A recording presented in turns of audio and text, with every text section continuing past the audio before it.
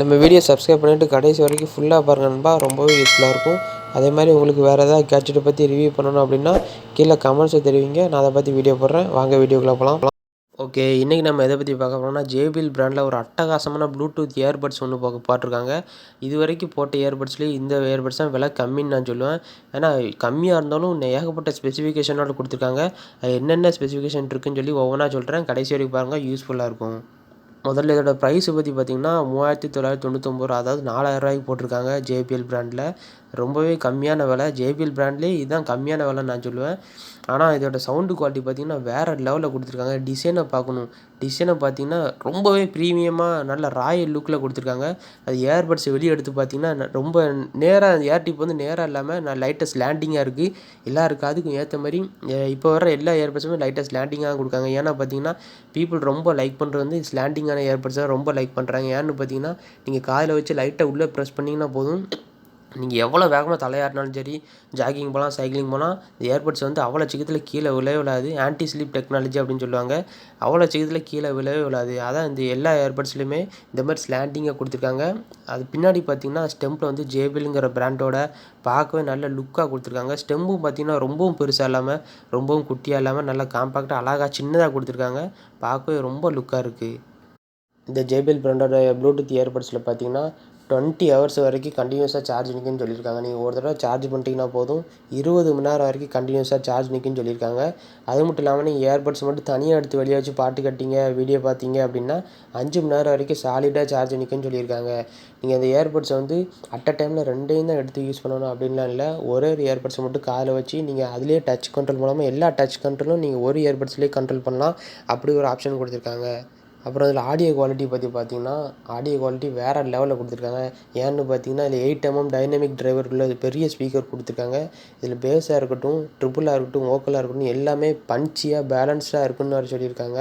இதில் வந்து JBLோட true sound இதில் கேட்கும்னு சொல்லியிருக்காங்க. வழக்கமாக JBLோட சிக்னேச்சர் சவுண்டே பேஸ் தான். இதில் இந்த பேஸ் வந்து அப்படியே பியூராக கேட்குன்னு வேறு சொல்லியிருக்காங்க. இன்னொன்று என்னென்னு பார்த்தீங்கன்னா, அந்த இயர்பட்ஸில் நீங்கள் நல்லா கம்ஃபர்ட்டாக உங்கள் காதுக்கு ஏற்ற மாதிரி எந்த சிலிக்கான் டிப்பு காதுக்கு ஏற்ற மாதிரி சைஸில் கரெக்டாக மாட்டி வச்சுட்டிங்கன்னா போதும்.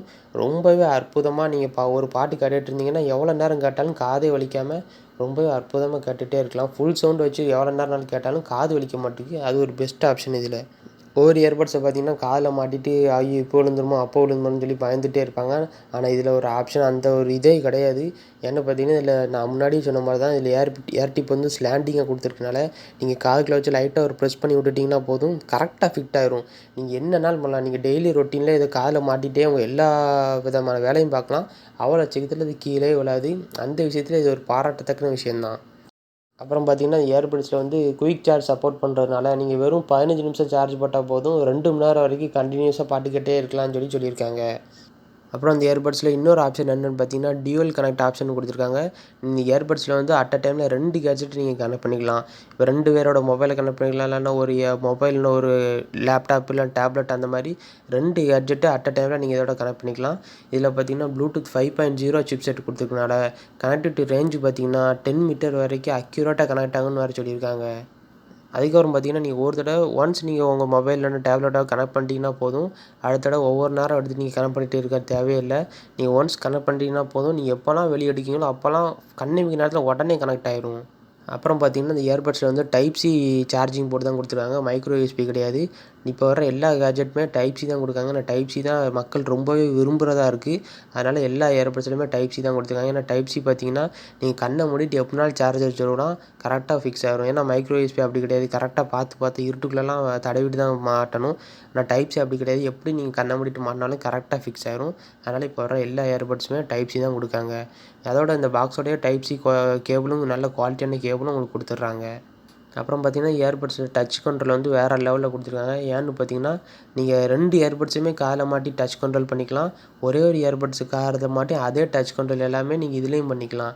நீங்கள் சப்போஸ் ஒரே ஒரு இயர்பட்ஸ் எடுத்து காதில் மாட்டி பாட்டு கேட்டுருக்கீங்க அப்படின்னா சிங்கிள் டச் பண்ணிங்கன்னா பாட்டு ப்ளே பண்ணிக்கலாம், பாஸ் பண்ணிக்கலாம். டபுள் டச் பண்ணிங்கன்னா ஃபார்வர்டு பாட்டு வரும். ட்ரிபிள் டச் பண்ணிங்கன்னா இப்போ ரிவர்ஸ் இப்போ ப்ரீவியஸ் பாட்டு மாறும்.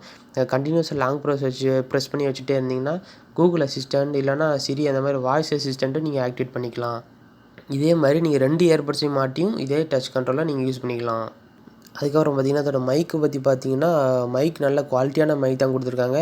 நீங்கள் எவ்வளோ க்ரௌடாக இருந்தாலும் க்ரௌடாக இருக்கிற இடத்துலேருந்து கால் பேசினாலும் சரி, இப்போ சப்போஸ் பஸ்ஸில் போயிட்டுருக்கீங்க, ட்ரெயினில் போயிட்டுருக்கீங்க அப்படின்னா, நீங்கள் கால் பேசும்போது உங்கள் வாய்ஸ் மட்டும் தான் ஆப்போனண்ட்டுக்கு கிறிஸ்டல் கிளியராக தனியாக கேட்குற மாதிரி வடிவமைச்சிருக்காங்க. சுற்றி நடக்கிற மோஸ்ட்லி எல்லா நாய்ஸுமே ஓரளவு நல்ல டம்ப் பண்ணி தான் கொடுக்குது. அதான் முன்னாடி சொன்ன மாதிரி உங்கள் காதுக்கு ஏற்ற மாதிரி கரெக்டான சிலிக்கான் டிப்ஸை மாட்டி கரெக்டாக காதில் மாட்டிட்டிங்கன்னா போதும். நாய்ஸ் கேன்சலேஷன் எதுவுமே தேவையில்லை. கம்ப்ளீட்டாக டம்ப் பண்ண மாதிரி தான் இருக்கும். நீங்கள் அந்த டைம் கால் பேசுனீங்க அப்படின்னா ரொம்பவே கிறிஸ்டல் கிளியராக இருக்கும். நீங்கள் என்ன பேசினாலும் ஆப்போனண்ட்டுக்கு நீங்கள் பேசுகிற வாய்ஸ் மட்டும் தான் கேட்குமே தவிர உங்கள் சுற்றி என்ன நடக்குங்கிற சவுண்ட் எதுவுமே கேட்காது.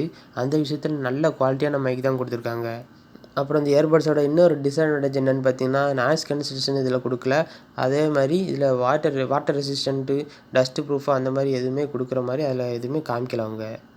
இந்த இயர்பட்ஸ் நீங்கள் புதுசாக வாங்கும்போது என்னெல்லாம் இருக்குன்னு பார்த்தீங்கன்னா, சார்ஜிங் கேஸ் வித் இயர்பட்ஸ் இருக்கும், டைப் சி கேபிள் இருக்கும், அப்புறம் புக்லெஸ், அப்புறம் வாரண்டி கார்டு இதெல்லாம் அவங்க பாக்ஸ்லேயே கொடுத்துருவான். ஓகே நண்பா, அந்த கேட்ஜெட் பற்றி உங்களுக்கு ஃபுல் ரிவ்யூ பார்க்கணும் அப்படின்னா, நீங்கள் கீழே டிஸ்கிரிப்ஷனில் லிங்க் இருக்குது, உள்ளே போய் செக் பண்ணி பார்த்துக்கோங்க. அதே நீங்கள் கேட்ஜெட்டை வாங்கணும் செஞ்சுக்கலாம்.